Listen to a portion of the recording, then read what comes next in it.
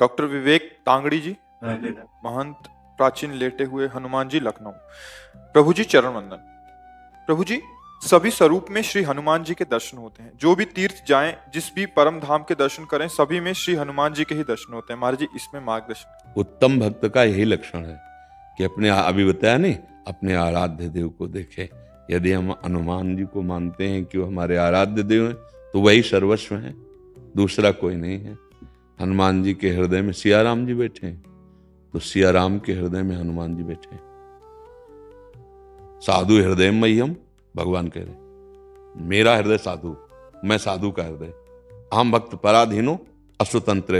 अगर हनुमान जी ऐसे दिखाए तो राम जी, अगर राम जी के हृदय में देखो तो हनुमान जी मिलेंगे पक्का। मतलब एक ही परम तत्व है, चाहे उसे जो कहें। वो लीला के लिए सेवक बना हुआ है, लीला के लिए स्वामी बना हुआ है। कभी राम जी हनुमान जी को पूजते हैं, कभी हनुमान जी राम जी को। कैसे? जैसे राम जी रामेश्वर की पूजा कर रहे ना, वही रामेश्वर हनुमान जी बन के उनके चरण पूज रहे। कोई दूसरा है क्या? आप देखना, हनुमान जी कौन है?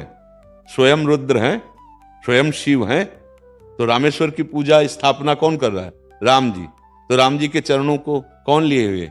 बोले शिव जी। यही तो एक, अगर हम इष्ट पकड़ लिया, अब यहां विचार करना है कि हनुमान जी को पसंद क्या है। हम जिससे प्यार करते हैं उसकी पसंद देखते हैं, उसकी रुचि देखते हैं। हनुमान जी को सिया राम नाम पसंद है।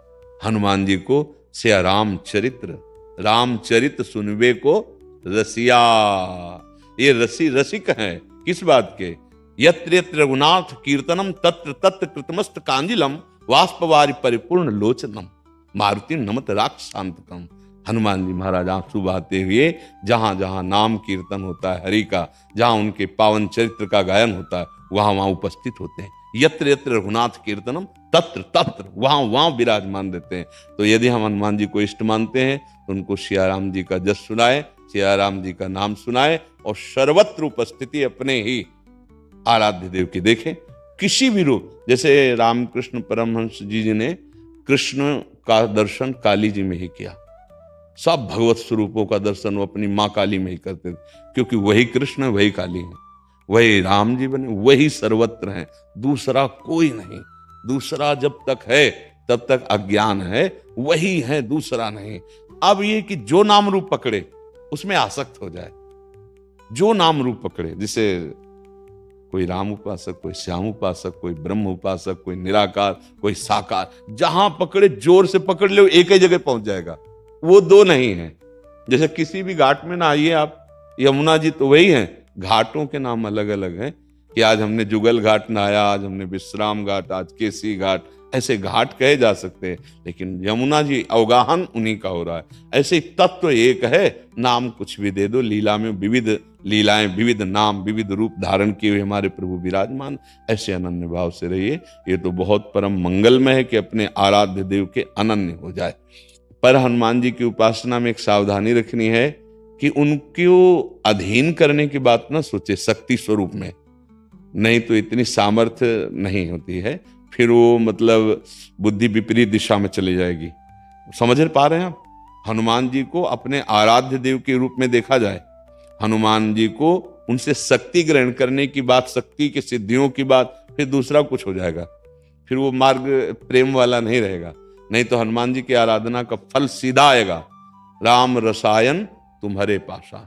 तुम राम रसायन में डूब जाओगे, भगवान की प्रेम लक्षणा भक्ति में डूब। जब हनुमान जी प्रसन्न होंगे तो वो अपनी रति नहीं प्रदान करेंगे, अंतिम बात मान लेना, वो श्री राम की रति प्रदान करेंगे, क्योंकि वो जिस पर प्रसन्न होते हैं वो अपने हृदय की बात दे देते हैं।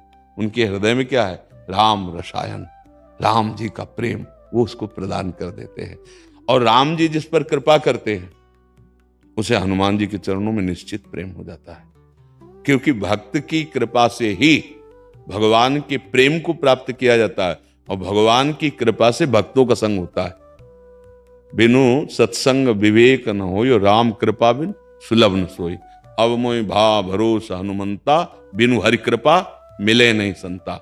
जब हनुमान जी मिले तो विभीषण जी को क्या दिखाई दिया? राम जी की कृपा। राम जी की कृपा जब होगी तो हनुमान जी के चरणों में प्रेम होगा, और हनुमान जी की जब कृपा होगी तो रामलीला का विस्तार हृदय में हो जाएगा। राम रसायन का प्रादुर्भाव हृदय में हो जाएगा। अनन्य रहो, अपने स्वामी के अनन्य रहो, वो सारा सुख विलास प्रकट कर देंगे।